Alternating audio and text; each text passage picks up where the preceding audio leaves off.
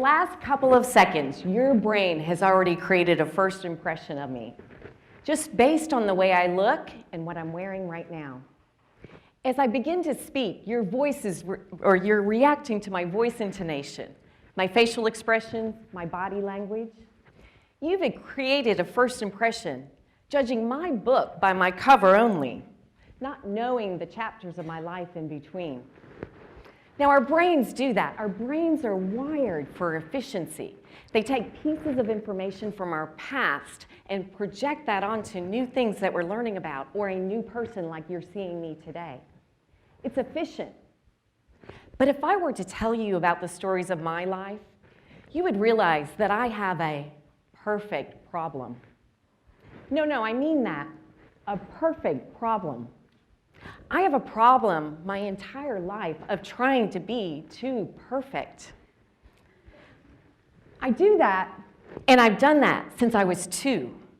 My mom told me that when I was very young, that I would line up my outfits based on how they were assessed by those around me. I'm owning that. I'm extrinsically focused, and I know that. Now, as my dad's job took us to new locations, we moved to new schools. And every time I walked into a new school, I had to create a first impression, a new image of myself.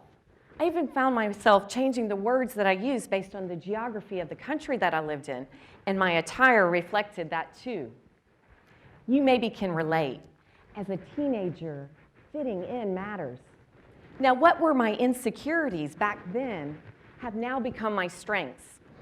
I walk into entirely new audiences, new geographies, new countries, and I talk about neuromarketing and how to connect better our emotions, our brands, to those around us. I have to win over the entire crowd every single time. And every time I fall into my own trap of trying to be perfect. Now, I've been a researcher for the last 25 plus years. And what I do is I'm in the business of watching people, of studying what their patterns of behavior are. I listen to what they say. I go in their houses. I actually open their refrigerators and their pantries, and I look to see what they're telling me. And what they tell me is very similar to my own problem. They try to project the perfect house. They're the perfect moms. They do the healthy products for their kids. And then I open their refrigerator and I'm surprised what's in there. They're just like me. They're just like me and all of us. We're trying to project an image of perfection. Now, what is the problem with that? The problem is we project that like your brain did on me. If I reminded you of somebody, you thought about that person. Your brain's doing that non-consciously. In fact, the neuroscientists have told us that about 90% of what we're doing is happening non-consciously. We are guilty, but we don't know it. So think about our own social media. We have the perfect families on our perfect vacations, our perfect graduations, all documented for everybody to see. I am the most guilty of this. So what does that make us feel? Does it make us want to connect? In all my experience with learning about people and emotions, we've introduced neuroscience to help us better understand because it's all going on here in our heads. We use EEG technology to understand millisecond by millisecond what is going on and the connections they have with brands and to us. It all is meaningful, but it's different than what they say. So if we were to take this perfect problem that we have, is it an issue? Well, there are some things that maybe are perfect. There are many things that I've tested, but one of them is that of the Tiffany's bag, just the bag. Heart rates racing of the females in the audience. In the anticipation of the present, the perfect present, what's inside. I want you to think about perfection, and we think about diamonds. Diamonds are the perfect gift. What they represent is high emotional value among us. We lift them up in society like that. But diamonds aren't perfect. They have flaws. They have inclusions. And if we spend more money, we can get a smaller inclusion, but the cost is too high for flawlessness. So what do we do about this? Neuroscience has taught us a couple things. I remember testing something, the perfect, or new year, new you, and it was a perfect model. She was running through the woods, size 2. It tested horrendously among women. One of the lowest scores ever, and the men's scores were high. So we went back to the drawing board, created a new image. 2 women sitting together, relating to each other. It is about the product enhancing our lives, lifting us up, making us feel better. Let's think about that for ourselves. How can we do that? How can we be outwardly focused, not inwardly focused? The diamond is in the rough, and we should consider being in the rough also, being our authentic self. When I think about this mirror here, this is my very mirror. The very mirror where I have reflected on my own flaws, my own negative image. The mirror neuron teaches a very basic lesson. If I smile, your brain right now will smile back. If I yawn, you yawn. It's that way. It's that simple. The words we use in this mirror matter. Now, there is a fact. Every day, we on average have about 50,000 thoughts, and 80% of them are negative.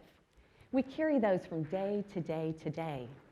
It is all our stuff people told us, the words they used, the people that were our friends or our foes that put stuff on us, like maybe your brain did when I walked in the room. So we can stop that.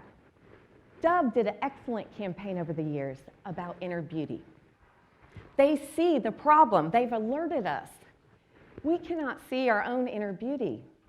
Our friends can, total strangers can, and our daughters can, our sons can. They can lift us up. We cannot do this alone. We have a problem. The next time you look in the mirror, we have to smile back. We have to lift each other up. We have to stand on the shoulders of each other. We women cannot continue to compete against each other. A couple of years ago, I was in transition from jobs, losing a big title, and starting my own company. Just like when I was little, starting over, going to a new school, all those insecurities. A girlfriend of mine, Allison, who's here today, had invited me to go to lunch and introduce her to another girlfriend, Susan. And the two of them, that day, 2-hour lunch, lifted me up in a way that I really can't explain, but it was special for me at that moment. A week later, we decided to form a group called Diamonds in the Rough. We meet tonight. My diamonds are here. I practiced in front of many of my diamonds a week ago, and they threw me out, called me out on my stuff, being perfect. I gave the perfect speech, but it wasn't perfect for me. It wasn't my authentic self. It wasn't even my same voice. It was something that I was trying to be. I ask you, you have the choice. You have the choice to lift others up, to be the gem, to be the diamond. It is a choice. When we look in the mirror, neuroscience says that we can be more appealing, we can be more desirable, but we have to mimic it. We have to make the words that go in front of our brains when we look in this mirror. They have to be positive. And then our thoughts will be positive. It's that easy. It's that simple. We overuse the word perfect. I want you to think about that. I want you to count the number of times we use that word. We have a choice. We can be diamonds in the rough. We can form our own groups. We can lift each other up. You choose.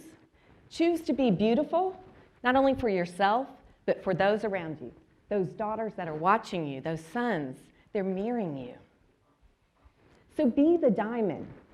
Be the diamond with flaws and all. And shine on. I want to thank my diamonds.